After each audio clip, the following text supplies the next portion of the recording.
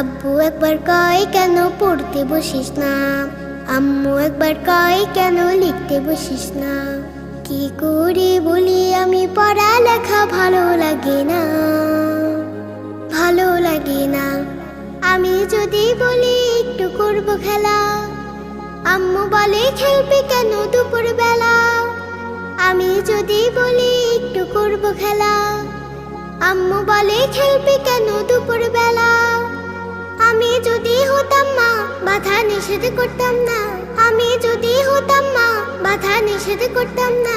আমার মেয়ে বলতো আমায় কত ভালো মা, কত ভালো মা।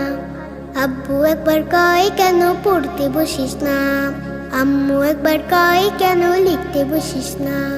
কি করে বলি আমি পড়ালেখা ভালো লাগে না, ভালো লাগে না।